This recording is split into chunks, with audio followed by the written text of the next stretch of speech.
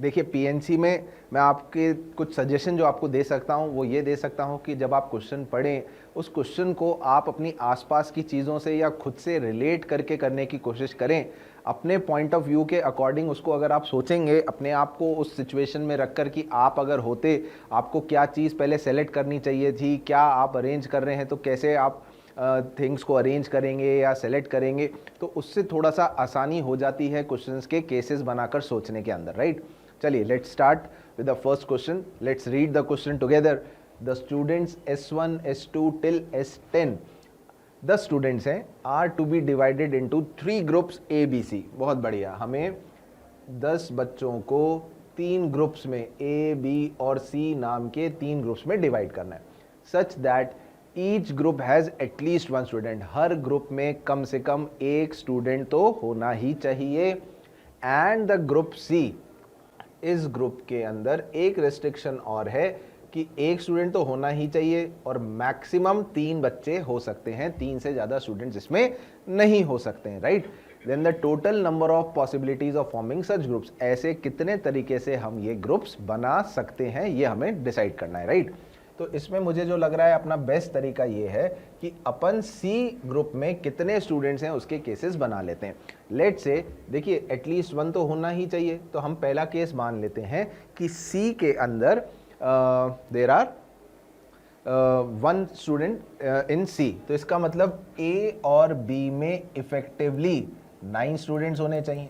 अगर C में 2 students हैं तो A और B में इकट्ठे होकर 8 स्टूडेंट्स जो हैं वो डिस्ट्रीब्यूट होने चाहिए, और C में एटमोस्ट 3 मतलब मैक्सिमम 3 स्टूडेंट्स अगर होंगे तो A और B में इकट्ठे होकर 7 स्टूडेंट्स होने चाहिए। अब इसी के अपन केसेस जो हैं काउंट कर लेते हैं।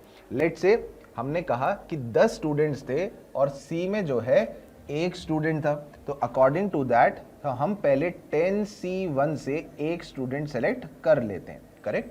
10C1 से हम एक स्टूडेंट को सेलेक्ट कर लेते हैं। हम कहते हैं कि यार एक स्टूडेंट आया लेट से S1 और हमने उसको C ग्रुप में भेज दिया। अब C की एक स्टूडेंट की जो कंडीशन है वो फुलफिल हो गई। Now the remaining 9 students are to be divided into 2 groups, either A और B। तो लेट से S2 आया, अब मुझे S2 को 2 में से किसी एक ग्रुप में भेजना है।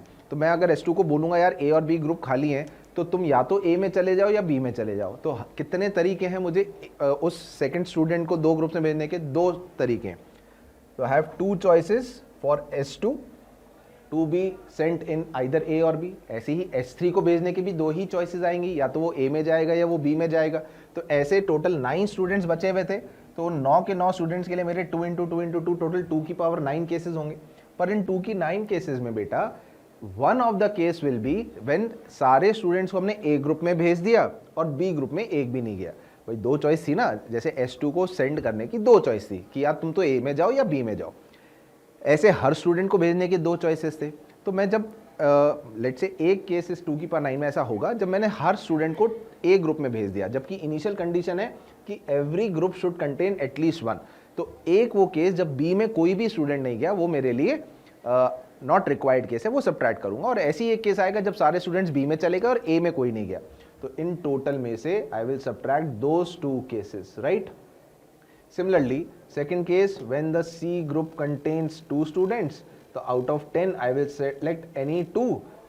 Now the remaining 8 students, her student को भेजने के लिए वही सेम A में जाएगा या B में। 2 चॉइसेस थी, तो टोटल चॉइसेस 2 की पावर 8 और -2 उसमें वो केस हो जाएंगे जब या तो सारे स्टूडेंट्स A में चले गए या सारे स्टूडेंट B में चले गए। And the third condition that is 10C7 2 raise to the power 10C3 लिखना चाहिए, वैसे तो बात एक ही है, बट 10C3 से 3 स्टूडेंट सेलेक्ट करें। Now the remaining 7 students have choices 2 raise power 7 and I will subtract 2 cases when both the groups A and B, उनमें से कोई एक एम्प्टी रह जाएगा। And finally you will what you will do, you will add all the cases to get the all possibilities according to the question, right? Now this is a pure calculation that you will have to do, calculate करिए और जो final answer आएगा that we will write it down, right? तो अगर आप देखें, ये देखिए यही सेम कंसेप्ट क्वेश्चन ने इसमें किया हुआ है। 9 अगर C में एक बच्चा है तो 9 बच्चों को A B में, 2 अगर C में है तो A B में 8 और 3 बच्चे C में है तो 7 बच्चे A और B। जो हमने कैलकुलेशन किया, you have to do the calculation, your answer will come out to be 31650, that is a final answer. Okay बच्चों, चलिए तो ये पहला क्वेश्चन तो हो गया बेस्ड ऑन सिलेक्शन, एटलीस्ट कितने होने चाहिए, एटमोस्ट कितने होने चाहिए, ग्रुप्स कैसे अपन बनाएंगे, distribution of basically different things हो गए है ना, डिफरेंट चीज़ों का डिस्ट्रीब्यूशन हो गया। चलिए आगे बढ़ते हैं अगले क्वेश्चन की तरफ। तो भैया ये बहुत ही इंपॉर्टेंट कंसेप्ट होता है, अगर आप क्वेश्चन पढ़ें इसको हम लोग जो है बेगर्स मेथड के नाम से भी समझते हैं, पढ़ते हैं। बेगर्स मेथड जनरली क्या होता है, एक्चुअली ये तो दिया हुआ नाम है। बेगर्स मेथड जो है क्या कंसेप्ट होता है, डिस्ट्रीब्यूशन ऑफ अलाइक ऑब्जेक्ट्स होते हैं, एक जैसी अलाइक ऑब्जेक्ट्स का डिस्ट्रीब्यूशन अमंग सर्टन पर्सन्स और सर्टन ग्रुप्स और सर्टन बॉक्सेस या कुछ भी मान लीजिए, तो कैसे करते हैं। लेट्स से क्या है इसका कंसेप्ट पहले अपन देख लेते हैं। बेगर्स मेथड को रिवाइज करना है तो उसमें अपन कुछ ऐसे मानते हैं कि there are n identical coins, n identical coins मान लीजिए, या आप उनको डिस्टिंक्ट थिंग्स मान लीजिए, सॉरी अलाइक थिंग्स मान लीजिए, n आइडेंटिकल कॉइन्स, ठीक है, to be distributed among p persons, p1 p2 p3 persons को मैं p1 p2 और इससे डिनोट कर रहा हूं, लेट्स से p पर्सन्स है, ठीक है, n identical coins and p persons, और कंडीशन क्या है, each person can receive none one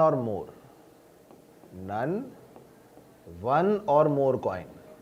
क्या मतलब हुआ इसका, किसी भी पर्सन को कोई कॉइन ना भी मिले तो भी चलेगा, एक मिले तो भी चलेगा, ज़्यादा मिल जाए तो भी चलेगा, तो उसके नंबर ऑफ वेज जो होता है उसका सीधा सीधा फॉर्मूला होता है n plus p minus one C P minus one.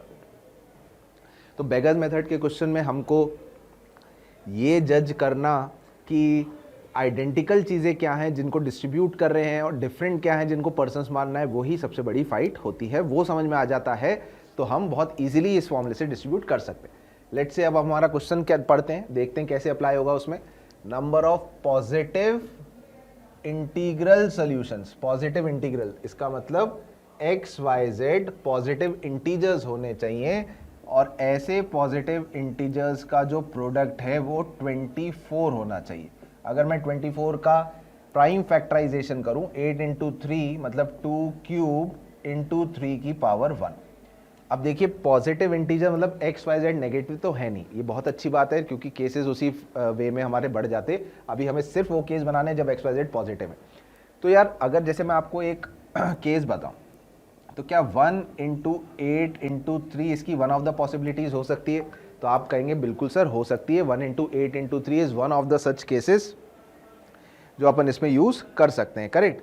अच्छा अब अगर मैं इसी में बोलूं 8 इंटू 1 इंटू 3 हो जाएगा तो ये एक इसका डिफरेंट केस होगा क्योंकि इसमें x की वैल्यू 8 y1 और z3 था। ऐसा भी हो सकता है कि 2 इंटू 4 इंटू 3 हो जाए, समझ में आ रहा है। There are so many possibilities जो यहाँ बन सकती हैं।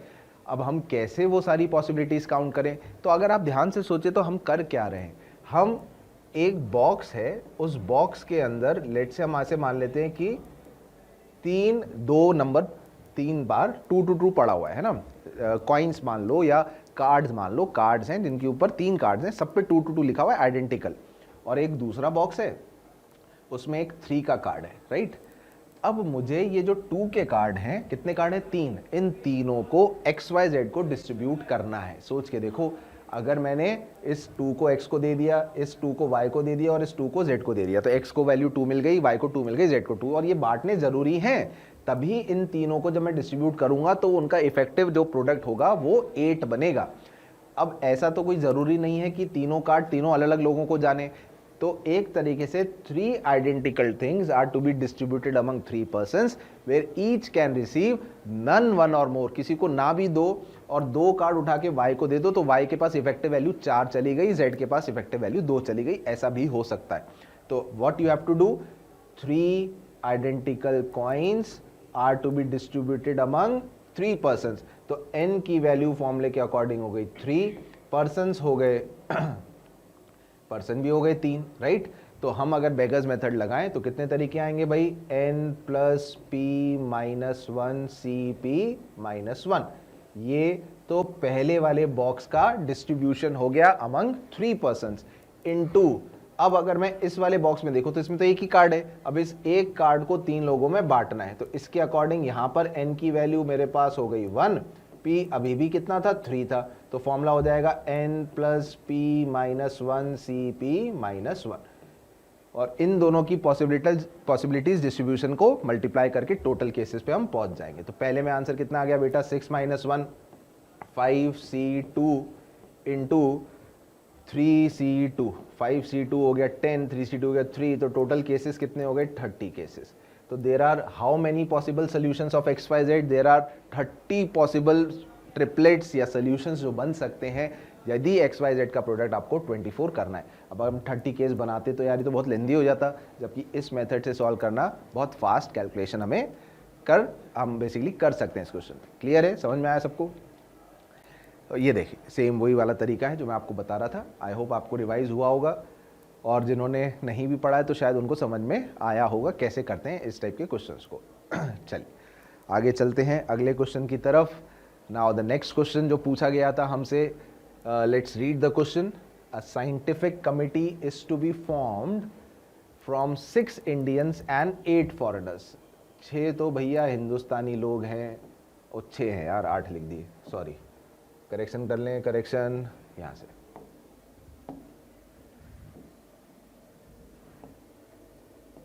कलर भी यार येलो ले लेते हैं ना। 6 इंडियन एंड 8 बाहर के इंसान है भाई, 6 इंडियन एंड 8 फॉरेनर्स। कमिटी बनानी है इनसे, विच इंक्लूड्स एटलीस्ट का मतलब समझ में आता है, आना चाहिए भाई, बड़ा ये ना फेमस वर्ड है यार कॉम्पिटिटिव एग्जाम्स के क्वेश्चंस में, एटलीस्ट, और पीएनसी में तो खासकर, at least 2 Indians and double the number of foreigners.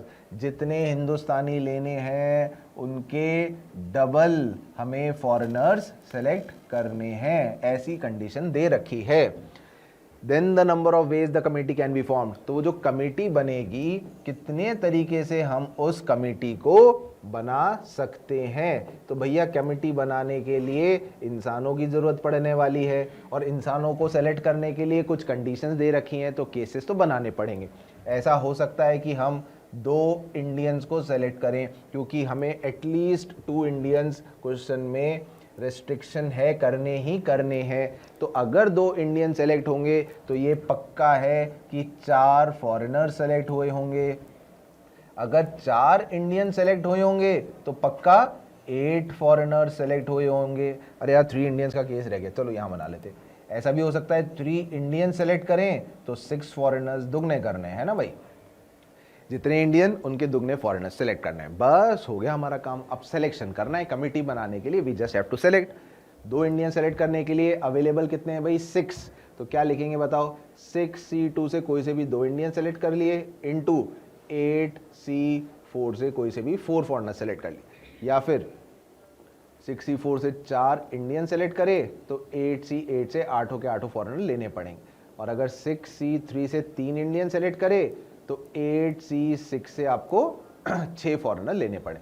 बस अब इनके टोटल काउंटिंग करनी है अपन को, तो उम्मीद है कि वो काउंटिंग तो आप कर ही लेंगे। 6C2 आपने किया, जैसे कितना होता है, 6C2 होता है भाई 15, और 8C4 कितना होता है, 70 होता है शायद, है ना, चेक कर लो।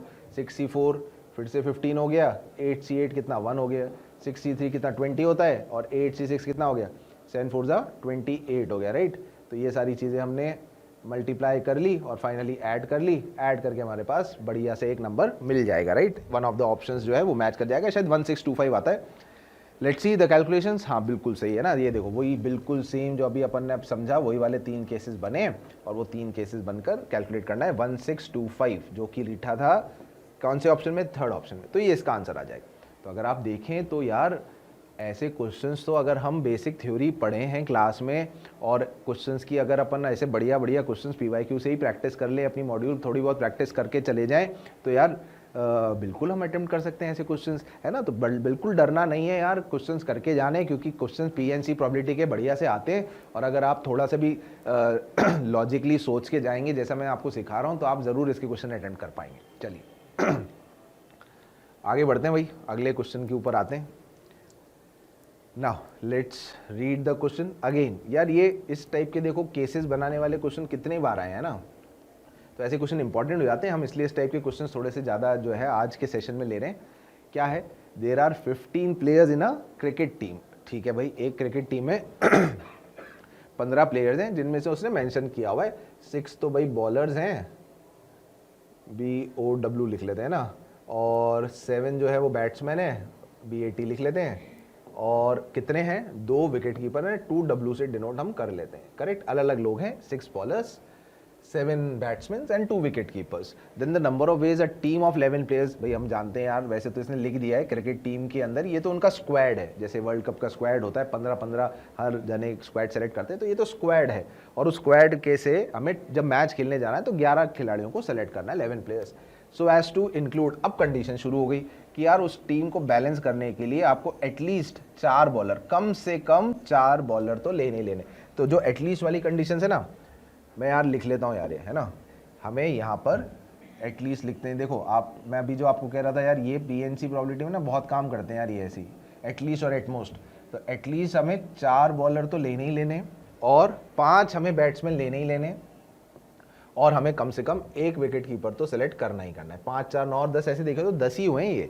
टोटल मिलाकर हमें 11 खिलाड़ी लेने हैं, पर इन मिनिमम रिक्वायरमेंट्स को हमें सेलेक्ट करना ही है। ठीक है, तो कितने तरीके से हम क्रिकेट टीम बना सकते हैं, तो एक काम करते हैं यार, ये तो एटलीस्ट वाली कहानी है। अब एक्चुअल जो केसेस हैं वो हम यहाँ पे बनाना शुरू कर देते हैं। चलिए लेट्स मेक द केसेस। 4 जो बॉलर हैं वहीं से हम शुरुआत करते हैं। मान लीजिए 4 ही हमने बॉलर लिए, ठीक है। हमने टोटल कितने बॉलर लिए, 4 बॉलर्स, और बैट्समैन लेट से 5 ही लिए, और विकेट कीपर लेट से 2 ले लिए। तो 5, 4, 9 और 2 11 हो जाएंगे। अब हमने बॉलर तो 4 ही लिए, बैट्समैन हमने 6 कर लिए, और विकेट कीपर हमने 1 कर लिया है। तो क्या ये दोनों केसेस जब हम कम से कम 4 बॉलर सेलेक्ट करें उसके करस्पॉन्डिंग हो गए? आप बोलेंगे बिल्कुल सर हो गए। अच्छा, ऐसा भी हो सकता है कि हमने 5 बॉलर सेलेक्ट करे, 5 बैट्समैन सेलेक्ट करे, और 1 विकेट कीपर सेलेक्ट किया। आप बोलेंगे बिल्कुल सर हो सकता है, ऐसा भी हो सकता है, कोई दिक्कत ही नहीं है। अच्छा ठीक है, और कोई केस हो सकता है क्या? देखिए ये 5 से कम नहीं हो सकता है, ये टोटल 11 तो हो ही गए। अब यहाँ पर मतलब हम ऐसा नहीं कर सकते कि यहाँ 4 और यहाँ 2 कर दें तो हमारी जो एटलीस्ट वाली कंडीशन है वो सेटिस्फाई नहीं हो रही हो। तो आगे बढ़ जाते हैं। अब हम बोलते हैं कि यार हमने 6 बॉलर सेलेक्ट किए, मान लो, तो 6 बॉलर सेलेक्ट किए, और हो सकता है क्या, इज़ इट पॉसिबल कि हम 6 बॉलर सेलेक्ट कर लें? अगर हम 6 बॉलर सेलेक्ट कर लेंगे, so as to include at least 4 bowlers, 5 batsman, है ना, तो क्या केस बनेगा कि यार? मुझे लग तो नहीं रहा कोई केस बनने वाला है इसके अंदर, है ना, क्योंकि अगर केस बनेगा, आपने माना भाई 5 तो आपको बैट्समैन चाहिए ही चाहिए, तो 6 और 5 मिलाकर जो है 11 तो यहीं खिलाड़ी हो गए, तो विकेट कीपर अपन सेलेक्ट ही नहीं कर सकते। और अगर अपन विकेट कीपर सेलेक्ट नहीं कर सकते हैं, अरे भाई कहाँ चला गया, हाँ, अगर विकेट कीपर हम सेलेक्ट नहीं कर सकते हैं तो इसका मतलब वो हमारी मिनिमम रिक्वायरमेंट्स को फुलफिल कर ही नहीं रहा होगा। It's not possible to select 6 bowlers, right. अच्छा, और यहाँ पे एटलीस्ट 4 चाहिए, तो मेरे हिसाब से तो ये जो 3 केस हैं यही केस हमारे पास बनने वाले। तो इन 3 के करस्पॉन्डिंग अगर अपन सेलेक्शंस कर लें, तो पहले केस से करस्पॉन्डिंग कितना होगा, 6C4 से 4 बॉलर्स लिए, इंटू 7C5 से 5 हमने बैट्समैन लिए 7 में से, और 2C2 से हमने दोनों विकेट कीपर सेलेक्ट कर लिए। या फिर 6C4 से तो 4 बॉलर लिए, और 6 बैट्समैन चाहिए, तो 7C6 से हमने 6 बैट्समैन ले लिए, और 2C1 से हमने कोई 1 विकेट कीपर ले लिया। अगला केस हो सकता है 5 बॉलर चाहिए 6 में से, तो 6C5 से हम 5 बॉलर्स ले लेंगे, और 7C5 से 7 में से अपन कोई 5 बैट्समैन ले लेंगे, और 1 विकेट कीपर चाहिए, तो 2C1 से हम 1 विकेट कीपर सेलेक्ट कर लें। ठीक है, और ये वाला हमने बोला ये केस हमारे लिए हो ही नहीं सकता है, इसके अलावा और कोई केस नहीं बन रहे हैं मिनिमम रिक्वायरमेंट्स को सेटिस्फाई करते हुए, तो ये हम कैलकुलेट कर लेंगे। 6C4 देखेंगे तो आप 15 होगा, इंटू 7C5 21, और 2C2 1 ही होता है, 6C4 हो गया 15, 7C6 हो गया 7, इंटू 2, प्लस 6C5 6, 7C5 फिर से हो गया 21 इंटू 2। तो फाइनली ये जो हमारी वैल्यू होगी यही हमें कैलकुलेट करके लिखनी है। आई होप कि आप लोग इसे फटाफट से कैलकुलेट करके न्यूमेरिकल वैल्यू जो भी आएगी आंसर की वो हम पहुंच जाएंगे। ठीक है क्या?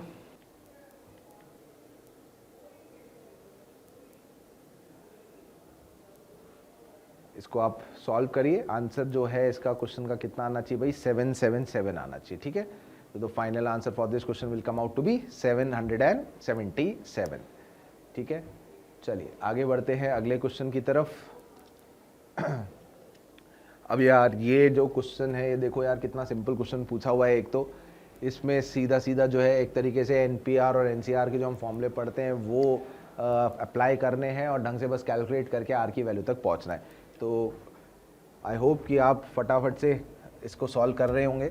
कैसे करेंगे? लेट से एन पी आर फॉर्मूला पता है क्या? एन पी आर का फॉर्मूला होता है N factorial upon N minus R factorial, और एन पी आर प्लस 1 का हो जाएगा भाई N factorial upon N minus R minus 1 factorial. Correct.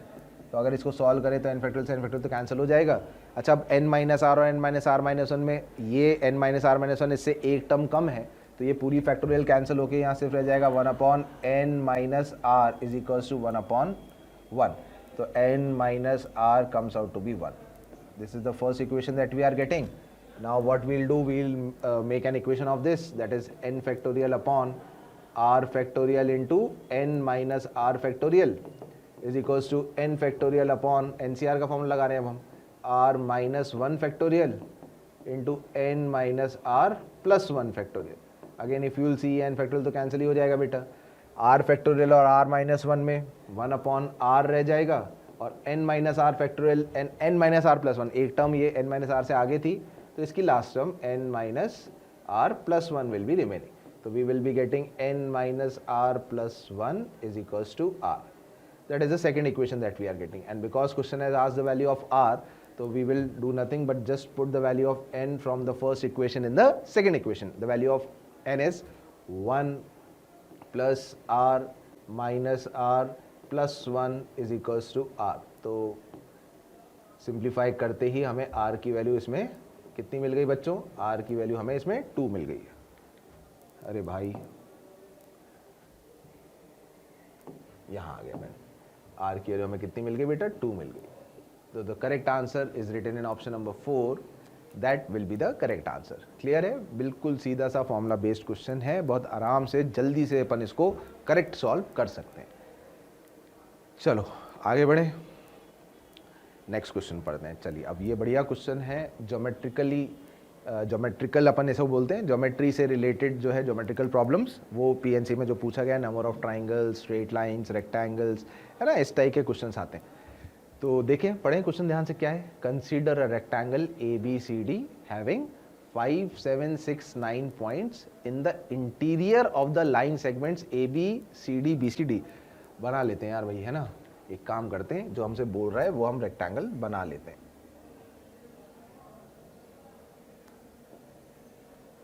ए बी सी डी नाम दे देते हैं। अब कहाँ पर कितने कितने पॉइंट्स हैं वो भी अपन इसमें मार्क कर लेते हैं। क्या बोला है भाई? 5 पॉइंट्स तो हैं ए बी पे, 5 पॉइंट्स हैं ए बी पर, ए बी पे 5 पॉइंट्स हैं। तो अपन ऐसे लिख लेते हैं, 5 पॉइंट्स मतलब 1, 2, 3, 4, 5, ठीक है ना। 5 पॉइंट्स तो ए बी पे हो गए। उसके अलावा 6 पॉइंट किस पे? 7 पॉइंट है, साइड पॉइंट है सी डी पर, सी डी ये सामने जो है इस पे 7 पॉइंट्स हैं। तो 1, 2, 3, 4, 5, 6, 7 पॉइंट सी डी पे हो गए। और पढ़ो आगे, बी सी पर है 6 पॉइंट, बी सी ये वाली जो लाइन है इस पे 6 पॉइंट है। तो 1, 2, 3, 4, 5, 6 पॉइंट्स हो गए बी सी के ऊपर, एंड 9 पॉइंट्स ऑन डी है। 9 पॉइंट्स, ये जो डी है इस पे 9 पॉइंट है टोटल। तो 1, 2, 3, 4, 5, 6, 7, 8, 9, है ना, ये 9 पॉइंट इसके ऊपर हो गए। चलिए, ये तो हमने जो दे रखा है वो प्लॉट कर लिया। Let alpha be the number of triangles, number of triangles having these points from different sides as vertices. बहुत ध्यान से पढ़ना है भाई, ये ना बहुत कंफ्यूजिंग है। इसमें बहुत सारे स्टूडेंट्स ने क्या है, मिस्टेक कर दिया था। उन्होंने बोला था ट्राइंगल बनाने हैं। कैसे बनाने हैं भाई ट्राइंगल? ये जो आपको पॉइंट्स दे रखे हैं सारे, जो हमने यहाँ पे मार्क किए हैं, इन पॉइंट्स को ज्वाइन करके ट्राइंगल बनाना है, ठीक है। पर उसके लिए वो जो पॉइंट्स हैं वो उठाने कहाँ से, from different sides at vertices, different rectangle की डिफरेंट साइड से वर्टेक्स हमें उठाना है ट्राइंगल का। अब आप देखिए जानते हैं कि ट्राइंगल बनाने के लिए 3 वर्टेक्स उठाने जरूरी हैं। कितने वर्टेक्स, 3। अब वो 3 वर्टेक्स हम कहाँ कहाँ से उठा सकते हैं, देखिए ऑफकोर्स हम इन तीनों से अगर एक ही लाइन से अपन 3 वर्टेक्स उठा लेंगे तो वो तो कोलिनियर है, ट्राइंगल तो बनेगा नहीं। कंफ्यूजन ये होता है, बच्चे कहते हैं सर इधर से अगर 2 पॉइंट उठा लें और फिर यहाँ से 1 पॉइंट उठा ले तो ट्राइंगल तो बन जाएगा इस तरह से। पर एक्चुअली क्वेश्चन ने पहले ही मेंशन कर दिया है कि वो जो पॉइंट्स आपको उठाने हैं वो तीनों डिफरेंट साइड से उठाने, ऑल द 3 पॉइंट्स ट्राइंगल के डिफरेंट साइड से आने चाहिए। मतलब आप हर साइड से एक ही पॉइंट को पिक कर सकते हो ट्राइंगल बनाने के लिए। तो क्या क्या केस हो सकता है भाई, हो सकता है आपने भाई 4 साइड्स है ना, तो 4 में से 3 साइड्स चाहिए होंगी 3 वर्टेक्स के लिए। तो क्या क्या केस हो सकते हैं, जल्दी से सोचो। हो सकता है आपने ए बी सी और सी डी को सेलेक्ट किया हो सकता है हमने ए बी सी और ए डी को सेलेक्ट किया हो, करेक्ट। हो सकता है हमने ए बी सी डी और ए डी को सेलेक्ट किया हो, करेक्ट। और एक बार हो सकता है कि हमने बी सी, हो सकता है कि हमने एक बार बी सी, सी डी और ए डी में से सेलेक्ट किया हो। भाई 4 में से 3 साइड सेलेक्ट करनी है तो कितने 4C3 4 केसेस आएंगे, वो हमने केस बना लिए। अब हम ट्राइंगल कितने बना सकते हैं उसके करस्पॉन्डिंग यहाँ पर काउंटिंग और कर लेते हैं। तो अगर ए बी सेलेक्ट किया तो बेसिकली क्या आएगा बताओ, 5C1 इंटू बी सी में देखा जाए तो 6C1 से एक वर्टेक्स आएगा, और सी डी की बात करें तो सी डी में 7 थे तो 7C1 से सिलेक्शन आ जाएगा, प्लस अब सेकंड केस ए बी पे तो 5 पॉइंट थे तो 5C1 हो गया, बी सी के ऊपर 6 पॉइंट थे तो 6C1 हो गया, और ए डी पे 9 पॉइंट थे तो 9C1 हो जाएगा सिलेक्शन। इतने ट्राइंगल्स बन सकते हैं। प्लस ए बी पे देखें तो 5C1, सी डी पे अगर आप देखो सी डी पे 7 पॉइंट्स हैं तो 7C1, और ए डी पे अगर आप देखो तो 9 पॉइंट्स है तो 9C1, करेक्ट। प्लस अब बी सी पे देखेंगे तो 6C1 into 7C1 into 9C1, ये वैल्यू किसकी हो गई भाई, ये अल्फा की वैल्यू हो गई। अब आप देखिए ये करना इतना मुश्किल नहीं, बस अब जो काउंटिंग है एक्चुअली काउंटिंग कैलकुलेशन जो है वो थोड़ी सी इसमें लेंदी है। तो क्वेश्चन में अगर कंसेप्चुअली इतना प्रॉब्लम नहीं है, अब मैं तो कह रहा हूँ खैर क्वेश्चन भी अच्छा है क्योंकि उसने लैंग्वेज में बहुत सारी चीज़ें ना छुपा दी। ये कई बार मिस हो जाता है तो बच्चे को लगता है यार कितने केस बनाएंगे सर, यहाँ से 2 पॉइंट, यहाँ से 1 पॉइंट, या यहाँ से 2 पॉइंट, इधर से 1 पॉइंट। तो एक्चुअली वो 2 पॉइंट एक साइड से है ही नहीं, ऐसा क्वेश्चन ने लिखा है, ठीक है, वो ही रीड करना है। तो ये तो अल्फा की वैल्यू हो गई। अब आगे बढ़ते हैं, क्वेश्चन में बोला है कि इसी तरह से beta B the number of quadrilaterals. अब हमें बनाने हैं क्वाड्रिलेटरल्स। अब क्वाड्रिलेटरल बनाने के लिए 4 वर्टेक्स चाहिए होंगे, और फिर वो ये from different sides as vertices. तो वर्टेक्स जो उठाने हैं क्वाड्रिलेटरल के वो डिफरेंट साइड से उठाने। तो उस क्वाड्रिलेटरल को बनाने के लिए अब हमें क्या करना है भाई, 4 वर्टेक्स चाहिए। तो उन 4 वर्टेक्सेस के लिए जो बीटा होगा मतलब हर साइड से एक वर्टेक्स उठेगा। तो कितने क्वाड्रिलेटरल्स आएंगे, 5C1 into 6C1 into 7C1 into 9C1, ये आ जाएगी भाई क्वाड्रिलेटरल की वैल्यू। कितने क्वाड्रिलेटरल हम बना सकते हैं। तो क्वेश्चन में पूछा है बीटा माइनस अल्फा, तो बस कुछ नहीं, अब आपने बीटा को कैलकुलेट करना है, अल्फा को कैलकुलेट करके सबट्रैक्ट करना है, ठीक है। सॉल्व करेंगे, 717 मैंने कैलकुलेट किया था, ये देखिए ये कर रखा है कैलकुलेट, तो वो आंसर आ जाएगा 717, ठीक है। तो बहुत ध्यान से भाई, क्वेश्चन की लैंग्वेज में ही बहुत सारे हिंट छुपे होते हैं कई बार, और हम उनको कई बार रीड नहीं कर पाते हैं, और हम उसी उलझन में केसेस मिस या ज़्यादा बना लेते हैं या कम कर देते हैं, और फिर पीएनसी में जनरली ये होता है कि यार सर कम क्यों आ रहा है या ज़्यादा क्यों आ रहा है। क्वेश्चन रीड ध्यान से करें और फिर क्वेश्चन को ज़रूर सॉल्व करें, ठीक है।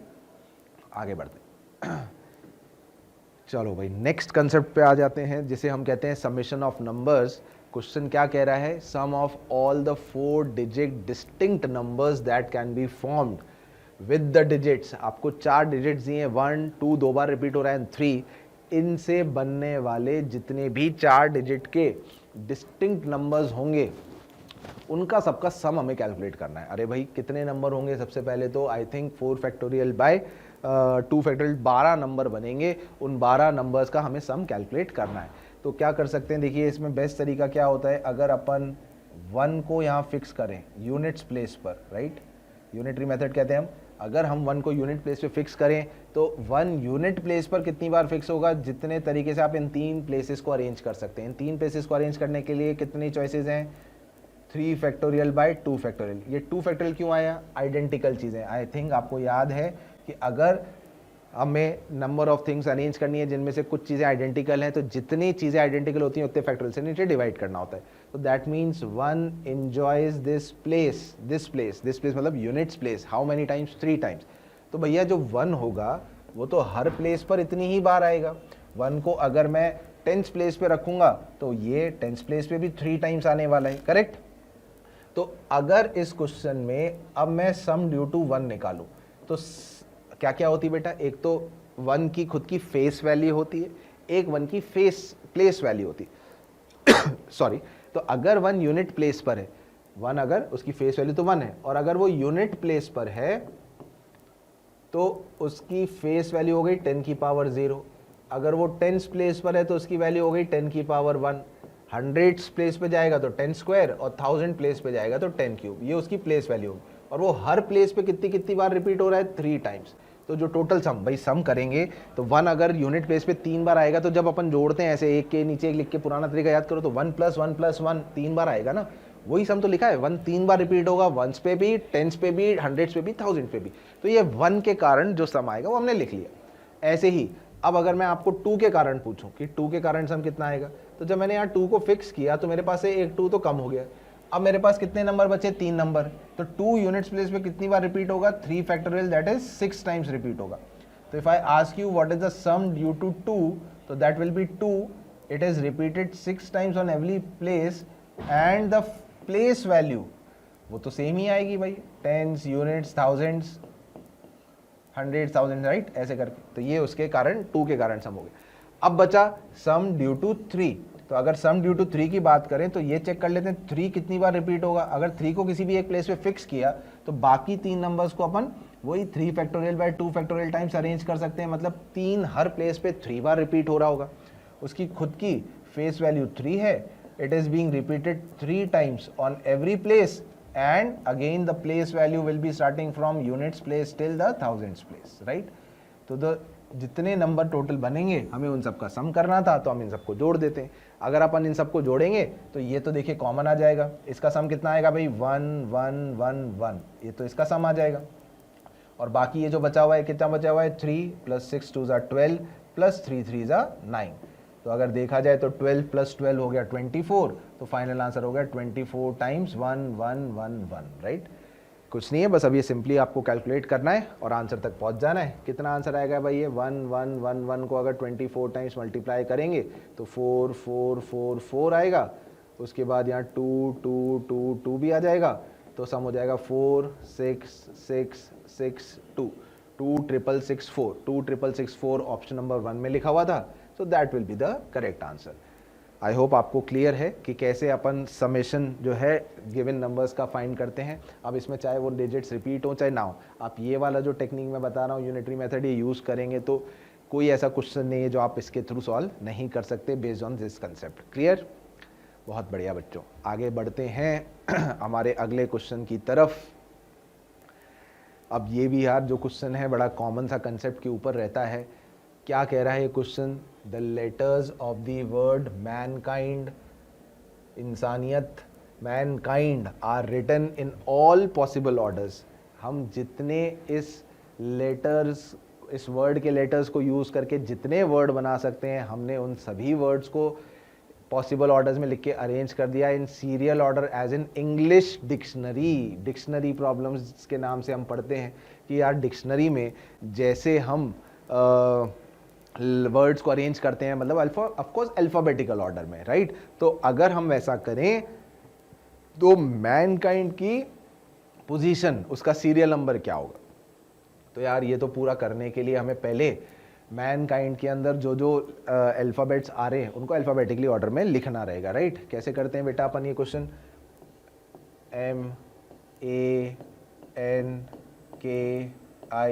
MANKIND है ना।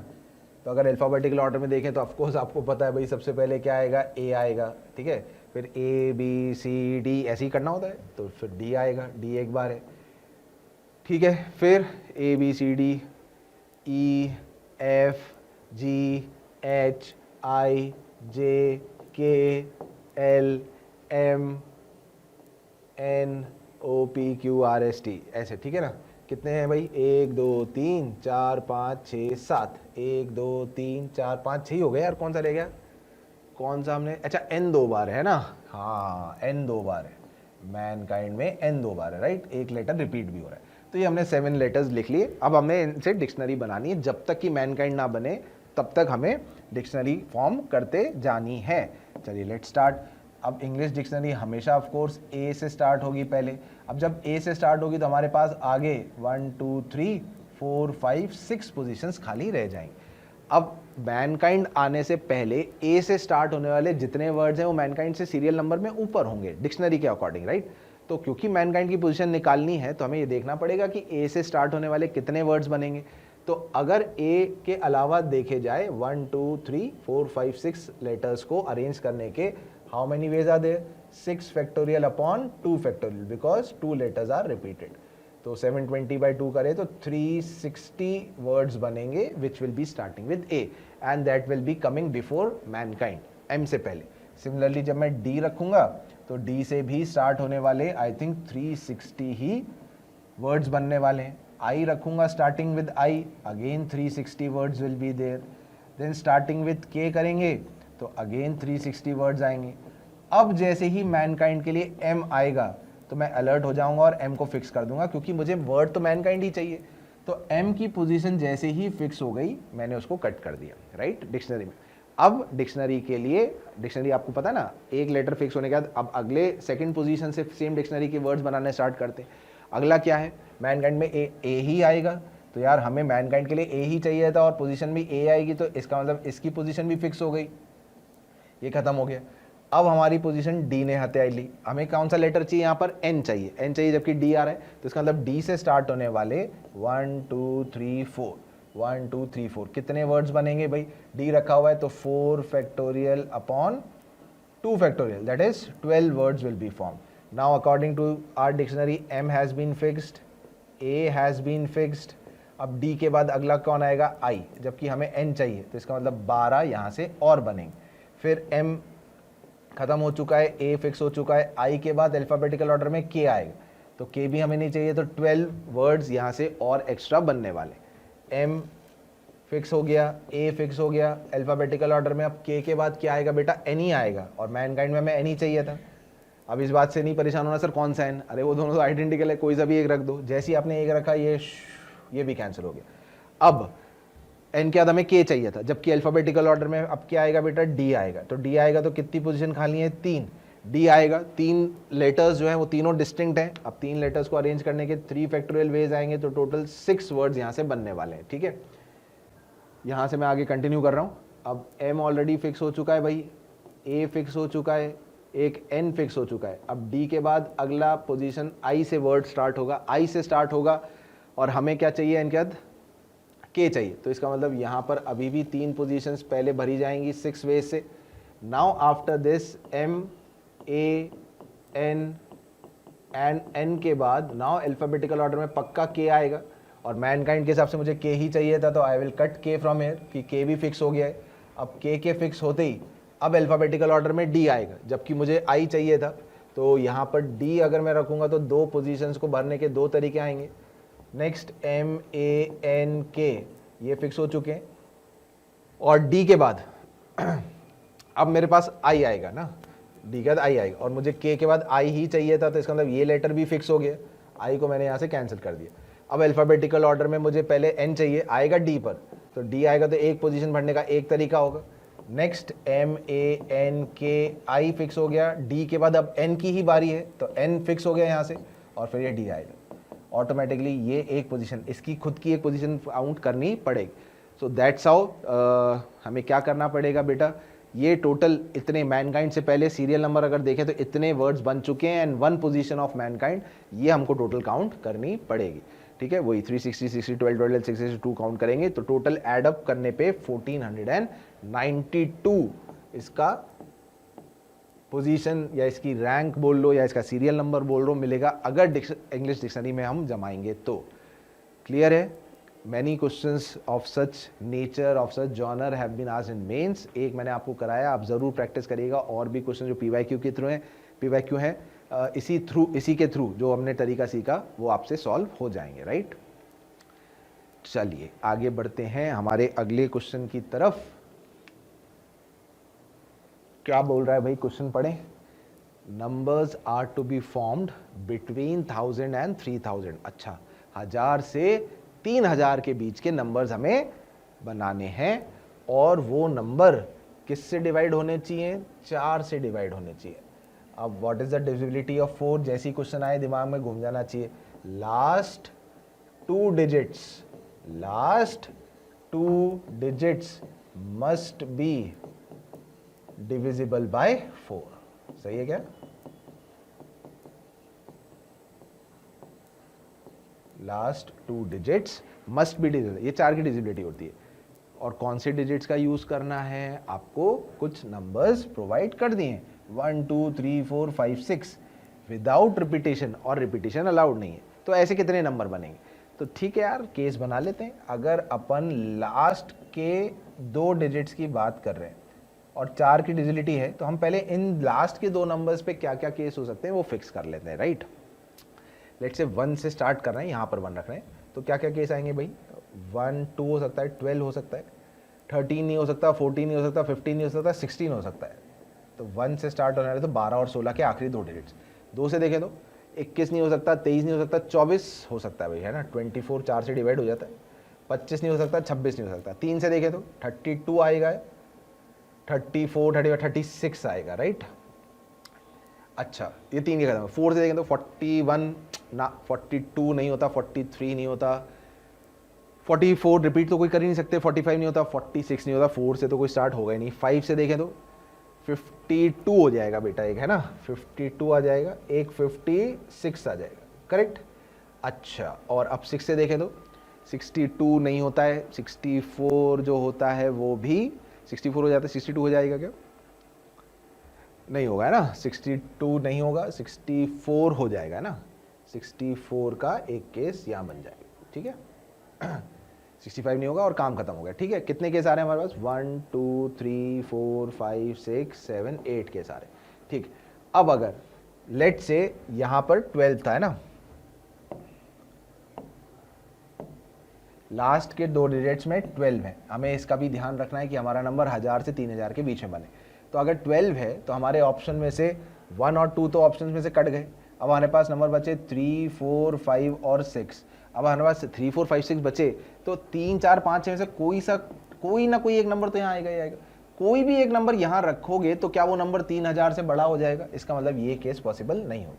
16 में भी यही दिक्कत आएगी। जैसे ही आपने 16 दिखा, 16 तो आपने रख लिया, अब 3000 से 16 में 1 और 6 नहीं, अच्छा इसमें नहीं होगा, रुक जाओ सॉरी, इसमें हो सकता है भाई, पॉसिबिलिटी है ना।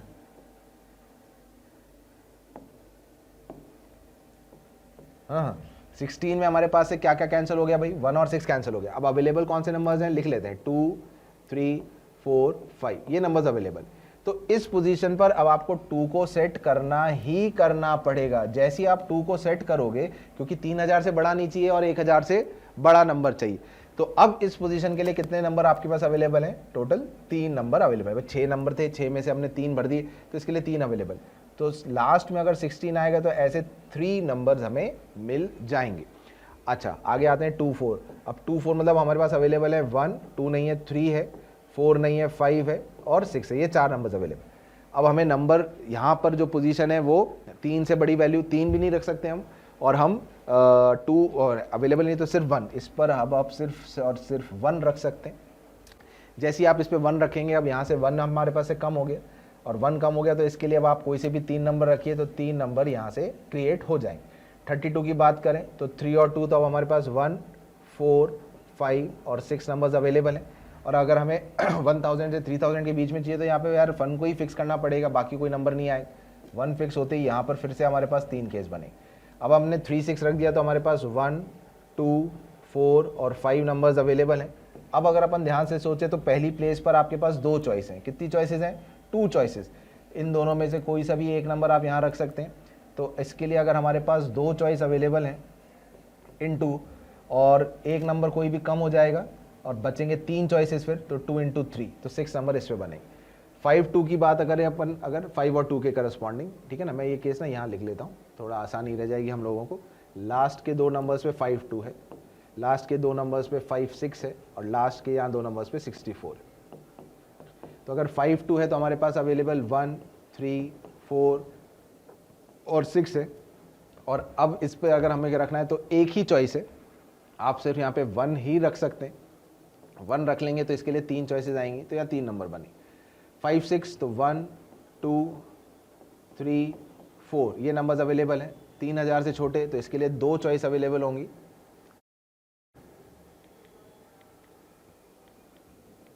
सॉरी पहुंच गए, हाँ कहाँ गया, हाँ भाई, तो इसके लिए होंगी 2 चॉइसेस अवेलेबल, 1 या 2, और फिर 3 चॉइसेस, तो टोटल 6 नंबर यहाँ बन जाएंगे। अच्छा, इसकी बात करें 64 तो हमारे पास 1 2 3 और 5 अवेलेबल है। इस पर फिर से 2 नंबर आप रख सकते हैं, 1 या 2, और इसके लिए फिर 3, तो ये 6 नंबर यहाँ आ जाएंगे। तो टोटल अगर आप जोड़ें 6 6 12 3 15, 15 एंड 6 21, 21 एंड 3 24 एंड 6 30, तो कितने नंबर बन सकते हैं? Excess numbers which are divisible, 30 number यहाँ टोटल बन सकते हैं। तो कितना आंसर हो गया भाई इसका? 30 इसका टोटल केस हो गया। ठीक है क्या? तो अगेन मैं उम्मीद करता हूँ आपको 4 की डिविजिबिलिटी, कई बार ऐसे क्वेश्चन आता है 3 की डिविजिबिलिटी। 3 की डिविजिबिलिटी कैसे चेक करते हैं कि जो सम आप नंबर्स का सिलेक्शन कर रहे हो, 4 नंबर्स, वो हमेशा उनका सम 3 से डिवाइड होना चाहिए। कई बार 9 की डिविजिबिलिटी आ जाती है, 2 की डिविजिबिलिटी आ जाती है, 6 की आ जाती है, 6 के लिए 2 और 3 दोनों से डिवाइड होना चाहिए। तो यार ये ऐसे केसेस काफ़ी बन के आ सकते हैं, राइट? ऐसे डिफरेंट क्वेश्चंस हो सकते हैं, तो जिसमें आप केसेस और डिविजिबिलिटी का क्या कंसेप्ट है, कैसे चेक करते हैं डिविजिबिलिटी, वो पता होना चाहिए। तो उसको मिक्स करके अगर पेशेंटली अपन सॉल्व करें तो हम क्वेश्चन सॉल्व कर पाएंगे, टैकल कर पाएंगे। ठीक है, उम्मीद करता हूँ कि ये भी आपको क्लियर हुआ होगा, राइट? चलो भाई आगे बढ़ते हैं हमारे अगले क्वेश्चन की तरफ। अगला क्वेश्चन क्या है? Let S be the set of all passwords which are 6 to 8 characters long. जो हम पासवर्ड बना रहे हैं वो 6 से 8 डिजिट का है, ठीक है, 6 डिजिट, 6 से 8 लेंथ का है ना। Where each character is either an alphabet, 5 तो अल्फाबेट्स हैं और 5 नंबर्स हैं ना, 5 अल्फाबेट्स हैं, A B C D E, और 5 नंबर्स हैं 1 2 3 4 और 5, ठीक है। विद द रिपीटिशन है, with the repetition of characters allowed, repetition allowed है यार, आप रिपीट कर सकते हो। If the number of passwords in S whose at least 1 character is a number from this, कम से कम हमें एक नंबर तो सेलेक्ट करना ही करना है, ठीक है ना। We have to select at least 1 number. तो अपन ना केस बना लेते हैं। क्या केस बनाएंगे? 6 कैरेक्टर लॉन्ग हो सकते हैं, हमारे पास 6 कैरेक्टर हो सकते हैं, करेक्ट। हमारे पास 7 कैरेक्टर हो सकते हैं, या हमारे पास 8 कैरेक्टर्स हो सकते हैं। भाई ये केस बनेंगे, या तो हमारे पास 6 कैरेक्टर्स होंगे, या 7 कैरेक्टर्स होंगे, या 8 कैरेक्टर्स होंगे, राइट। अच्छा, वो 6 कैरेक्टर सेलेक्ट करने के लिए कितने ऑप्शंस अवेलेबल है हमारे पास? 10 ऑप्शंस अवेलेबल है, बिल्कुल है क्या भाई। आप पहले प्लेस पर ABCDE रख दो, या 1 2 3 4 5, कोई भी आप कॉम्बिनेशन लेटर्स का और नंबर्स का रख सकते हो। तो ऐसे हर प्लेस के लिए आपके पास टोटल 10 चॉइसेस होंगी, तो 10 की पावर 6 तो टोटल हम कैरेक्टर्स चॉइसेस रख के बना सकते। पर इसमें हमें ये बात का ध्यान रखना है कि सब में कम से कम एक नंबर, एटलीस्ट 1 नंबर तो आए। तो टोटल में से मैं माइनस कर देता हूं वो केसेस जब मैंने एक भी नंबर को सेलेक्ट नहीं किया। मान लेते हैं मैं सारे कैरेक्टर्स वो पासवर्ड में जो रखने वो सिर्फ अल्फाबेट से बना दूं, तो यार इसमें वो केस तो आ ही गए ना कि कहीं ना कहीं एक जगह बनाया होगा, या 2 जगह कोई नंबर आया होगा, या 3 प्लेस में बनाया होगा। पर वो केस भी आए हैं इसमें जब कहीं पर भी कोई नंबर नहीं आया। तो ऐसे कितने केस होंगे भाई? ऐसे 5 की पावर 6 केसेस होंगे। बताइए समझ में आ रहा है कि नहीं आ रहा है? हमने जब इनमें से कुछ सेलेक्ट ही नहीं किया और सिर्फ अल्फ़ाबेट्स में से सेलेक्ट करके 6 पोजीशन भर दी, तो वो केसेस हमें रिक्वायर्ड नहीं है। तो टोटल में से जब भी ऐसे एटलीस्ट वर्ड करके आता है तो टोटल में से सब्ट्रैक्ट करना ही समझदारी का काम है, वो अपन कर लेंगे। ऐसे ही 7 कैरेक्टर्स हैं तो टोटल तो 10 की पावर 7 बनेंगे, माइनस जब आपने कोई भी नंबर सेलेक्ट नहीं किया तो 5 के 5 अल्फ़ाबेट से आपने कैरेक्टर्स बना दिया, पासवर्ड बना दिया, तो 5 की पावर 7 केसेस उसमें सब्ट्रैक्ट हो जाएंगे। और ऐसी 8 कैरेक्टर्स है तो अगर टोटल केसेस देखें तो 10 की पावर 8 और उसमें से नॉट रिक्वायर्ड जब आपने नंबर को यूज़ नहीं किया है 5 की पावर 8। इसको अपन को जोड़ देना है, इसको जोड़कर हमारा आंसर अल्फा इंटू 5 की पावर 6 की फॉर्म में एक्सप्रेस करना है, अल्फा निकालना है। ये देख लीजिए सेम उसी फॉर्म में हमने किया हुआ है। अगर आप देखें तो इसमें से और इसमें से 10 की पावर 6 कॉमन आ गया तो 1 + 10 + 100 बचा, 5 की पावर 6 कॉमन लिया तो 1 + 5 + 25 बचा। ये हो गया 111, ये हो गया 31। इसको अपन ने जो है 10 की पावर 6 को कैसे 2 की पावर, ये 2 की पावर 6 है बेटा, 2 की पावर 6 इंटू 5 की पावर 6 इंटू 111 करके लिख लिया, 5 की पावर 6 कॉमन निकाल के सॉल्व कर ली। तो क्योंकि हमें आंसर अल्फा इंटू 5 की पावर 6 चाहिए था तो अल्फा की फाइनल वैल्यू सॉल्व होकर आ जाती है 7073, राइट। ये इस क्वेश्चन का आंसर था। तो इट्स अ गुड क्वेश्चन जिसमें अपन केसेस बनाकर, और ये भी ध्यान रख रहे हैं कि एटलीस्ट है तो टोटल माइनस नॉट रिक्वायर्ड करने से जल्दी सॉल्व होगा, रेदर देन मेकिंग केसेस, वो बहुत कॉम्प्लिकेटेड और बहुत लेंदी हो जाएगा इसमें, ठीक है। चलिए, वेरी गुड, आई होप ये भी आपके समझ में आए, ठीक है। अच्छा, अगले क्वेश्चन पे आ जाते हैं। अगला क्वेश्चन क्या कह रहा है, the total number of 4 digit numbers such that each of the first 3 digits is divisible by the last digit. कितने ऐसे 4 डिजिट के नंबर बनेंगे जिसमें पहले के तीनों डिजिट आखिरी वाले डिजिट से डिवाइड होने चाहिए, ऐसा क्वेश्चन है। समझ में आ रहा है क्या? पहले के तीनों डिजिट आखिरी के डिजिट से डिवाइड होने चाहिए। चलिए केस बना लेते हैं। अगर आखिरी का डिजिट 1 है तो यहाँ पर आप कोई भी नंबर लेंगे तो 1 से तो डिवाइड होगा ही होगा। तो इसके लिए हमारे पास कितनी चॉइसेस होंगी? 9 चॉइस होंगी। ध्यान से सोचिएगा, 9 चॉइस क्यों होंगी बेटा? 0 नहीं रख सकते ना, 4 डिजिट का नंबर बनाना है तो 0 नहीं रख सकते।